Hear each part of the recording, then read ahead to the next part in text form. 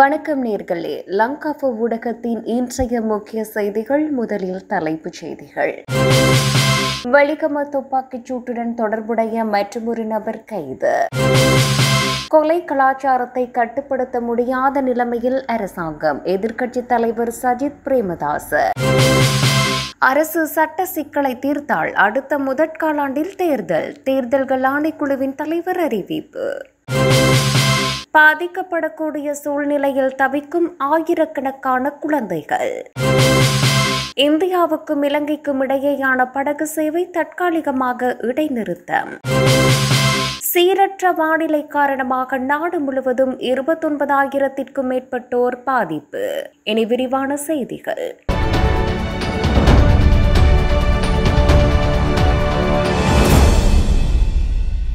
வெலிகம பிரதேச சபை தலைவர் லசந்த விக்ரமசேகரவின் கொலைக்கு உதவியதாகவும் உடந்தையாக இருந்ததாகவும் கூறப்படும் மற்றொரு நபர் காலியில் கைது செய்யப்பட்டுள்ளார். அந்த நபர் வெலிகம போலீசாரால் கைது செய்யப்பட்டுள்ளார். கைது செய்யப்பட்ட நபர் ஒரு முச்சக்கர வண்டி ஓட்டுநர். அவர் காலி ஹியாரே பகுதியைச் சேர்ந்தவர் என்று போலீசார் தெரிவித்துள்ளனர். துப்பாக்கிச்சூடு நடப்பதற்கு முந்தைய நாள் அவர் துப்பாக்கிச்சூடு நடத்தியவர்களுடன் காலி மற்றும் மாத்தறைக்கு சென்றதாகவும் தெரிவிக்கப்படுகிறது. துப்பாக்கிச்சூடு நடந்த நாளில் அவர் துப்பாக்கிச்சூடு நடத்தியவர்களை சம்பவ இடத்திற்கு அழைத்து வந்ததாகவும் தாக்குதலுக்கு பிறகு அவர்கள் தப்பி செல்ல உதவியதாகவும் கூறப்படுகிறது. மேலும் அவர் துப்பாக்கிச்சூடு நடத்தியவர்களுக்கு ஒரு தொகையை வழங்கியதாகவும் அவரது உதவிக்காக 20,000 ரூபாய் பணத்தை பெற்றுக் கொண்டதாகவும் தெரிய வந்துள்ளது. இன்று அதிகாலை வெலிகம பிரதேச தலைவரின் சமீபத்திய கொலை தொடர்பாக மேலும் 3 சந்தேக நபர்களை குற்றப்புலனாய்வுத்துறை கைது செய்திருந்தமையும் குறிப்பிடத்தக்கது. மக்கள் ஆதரவில் அதிகாரத்தை கைப்பற்றியவர்கள் இன்று சுகபோகங்களை அனுபவித்து வருகிறார்கள். கொலை கலாச்சாரம் முழு நாட்டையும் ஆக்கிரமித்துள்ளது. ஆனால் அரசாங்கத்தால் அதனை கட்டுப்படுத்த முடியாத நிலைமை ஏற்பட்டுள்ளதாக எதிர்க்கட்சித் தலைவர் சஜித் பிரேமதாச தெரிவித்தார். ரத்தினபுரி இறக்குவானை பிரதேசத்தில் இடம்பெற்ற மக்கள் சந்திப்பில் கலந்து கொண்டு உரையாற்றிய போது அவர் இதனை தெரிவித்தார். மக்கள் ஆதரவில் அதிகாரத்தை கைப்பற்றியவர்கள் இன்று சுகபோகங்களை அனுபவித்து வருகிறார்கள். கொலை கலாச்சாரம் முழு நாட்டையும் ஆக்கிரமித்துள்ளது. பிரதேச சபை தவிசாளரால் பொதுமக்கள் தினத்தை கொண்டு நடத்தவோ நீதிமன்றத்தில் வழக்குகளை விசாரிக்கவோ முடியாத நிலைமை ஏற்பட்டுள்ளது. மனித உரிமை மீறல்கள் எல்லா இடங்களிலும் இடம்பெற்றுக் கொண்டிருக்கின்றன. அரசாங்கத்தின் இயலாமையால் இந்த நடவடிக்கைகளை தடுக்க முடியாதுள்ளது. காட்டு சட்டம், கோலோச்சி, பாதாள உலக கும்பல்கள் நாட்டை ஆளும் சூழ்நிலை உருவாகியிருக்கிறது. ஆங்கில மொழியாற்றல் தொடர்பில் நான் முன்னர் பேசிய போது என்னை கேலி செய்தனர். ஆனால் இன்று சர்வதேச மாநாடுகளுக்கு சென்று ஆங்கில மொழியில் பேச தெரியாமல் தடுமாற்றம் அடைகிறார்கள். நாட்டின் கல்வி முறைமை நவீனமயமாக்கப்பட வேண்டும். உலக நாடுகளுடன் சகல துறைகளிலும் போட்டியிடுவதற்கான அறிவையும் நுட்பத்தையும் வளர்த்து கொள்ள வேண்டும் என தெரிவித்தார்.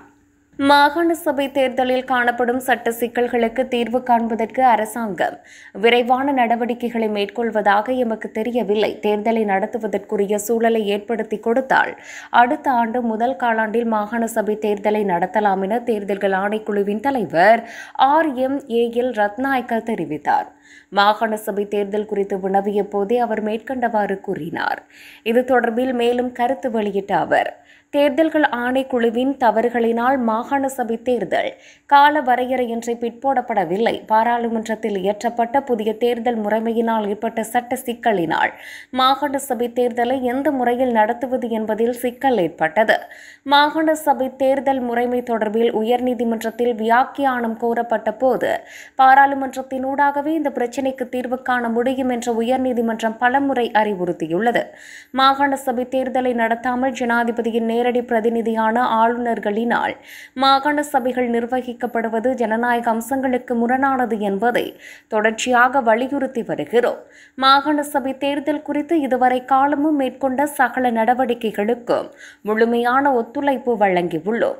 மாகாண சபை தேர்தல் தொடர்பில் அரசியல் தரப்பினர் தற்போது விசேட கரிசனை கொண்டுள்ளமை வரவேற்கத்தக்கது. மாகாண சபை தேர்தலை நடத்துவதற்கு நாட்டில் சட்டம் ஒன்று இல்லை. அடுத்த ஆண்டு முதல் காலாண்டில் மாகாண சபை தேர்தலை நடத்துவது செயல்படுத்துவதாயின் இந்த ஆண்டுக்குள் மாகாண சபை சட்டத்தில் காணப்படும் சட்ட சிக்கல்களுக்கு தீர்வு காண வேண்டும்.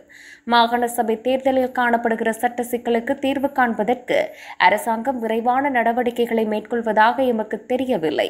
தேர்தல் நடத்துவதற்குரிய சூழலை ஏற்படுத்தி கொடுத்தால் அடுத்த ஆண்டு முதல் காலாண்டில் மாகாண சபை தேர்தலை நடத்தலாம் என கூறினார். 17,000 குழந்தைகள் மிகவும் பாதிக்கப்படக்கூடிய சூழ்நிலையில் இருப்பதாக பொது பாதுகாப்பு அமைச்சர் ஆனந்த விஜயபால கூறுகிறார். அரசாங்கம் அனைத்து மட்டங்களிலும் குழந்தைகளை கண்காணித்து வருவதாகவும் எந்தவொரு குழந்தையையும் விட்டு வைக்காமல் ஒவ்வொரு குழந்தையின் சமூக பாதுகாப்பை உறுதி செய்ய அரசாங்கம் நடவடிக்கை எடுத்து வருவதாகவும் அமைச்சர் சுட்டிக்காட்டினார். வடமேற்கு மாகாண சபை கேட்போர் கூடத்தில் நேற்று ஜனாதிபதி நிதியத்தால் செயல்படுத்தப்படும் வடமேற்கு மாகாண சபை உயர்தர சிறப்பு விருதுகள் வழங்கும் நிகழ்ச்சியில் கலந்து கொண்டு உரையாற்றும் போதே அவர் இவ்வாறு கூறினார். இதன்போது மேலும் கருத்து வெளியிட்ட அவர், நாட்டின் எதிர்கால சந்ததியினருக்கு வாழ ஏற்ற ஒரு நாட்டை உருவாக்க ஜனாதிபதி தலைமையிலான தற்போதைய அரசாங்கம் உறுதி பூண்டுள்ளதாகவும் தெரிவித்தார். இந்தியாவுக்கும் இலங்கைக்கும் இடையேயான படகு சேவை தற்காலிகமாக இடைநிறுத்தம்.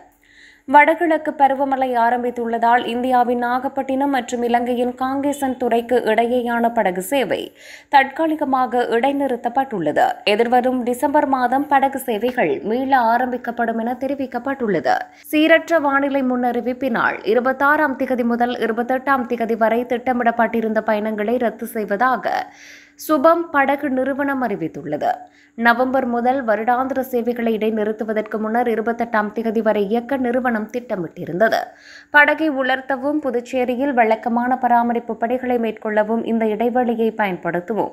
படகின் இருக்கை திறனை 150 186 அதிகரிக்கவும் திட்டமிட்டுள்ளோம் என சுபம் படகு நிறுவனத்தின் தலைவர் சுந்தர்ராஜ் பொன்னுசாமி தெரிவித்துள்ளார்.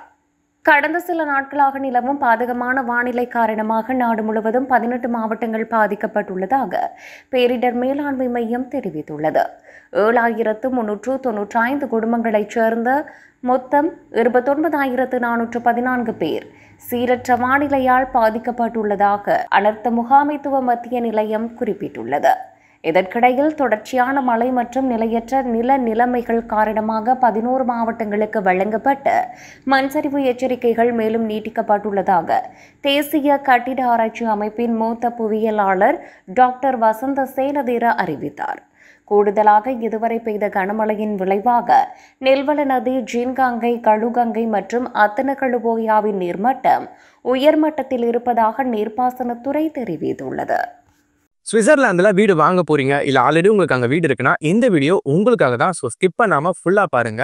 ஒரு மனிதனுக்கு வீடு அப்படிங்கிறது ரொம்பவே அத்தியாவசிய தேவை. அத்தியாவசிய தேவைகள்ல முக்கியமான பங்கு வகிக்கிறதே இந்த வீடு தான்.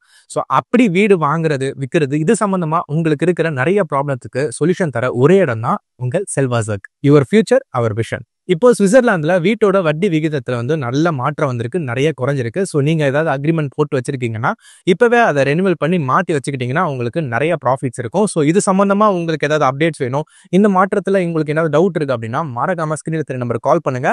சுவிட்சர்லாந்துல நீங்க வீடு வாங்கணும், இல்ல வீடு விற்கணும், அந்த மாதிரி ஏதாவது உங்களுக்கு தேவைகள் இருந்தா மறக்காம எங்களை காண்டாக்ட் பண்ணுங்க. உங்களோட எல்லா தேவைகளையும் உங்க ஃபேமிலியில ஒரு மெம்பரா இருந்து நாங்க பார்த்து பண்ணி கொடுப்போம். இது உங்கள் செல்வாசக். இச்செய்திகளுக்கு பிரதான அனுசரணை செல்வாசோக் இமோபிலியன், சுவிஸ் நாட்டில் முன்னணி நிறுவனம். தொடர்புகளுக்கு 07951464428.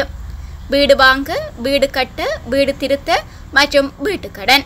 Your future our vision. இது போன்ற மேலும் பல முக்கிய சுவாரஸ்யமான செய்திகளை அறிந்து கொள்ள லங்காஃபோ யூடியூப் சேனலை சப்ஸ்கிரைப் பண்ணுங்கள். எமது செய்திகள் உடனடியாக கிடைக்க பெல் பட்டனை அழுத்துங்கள். அத்தோடு எமது செய்திகளை மற்றவர்களும் பார்வையிட ஷேர் செய்யுங்கள். நன்றி.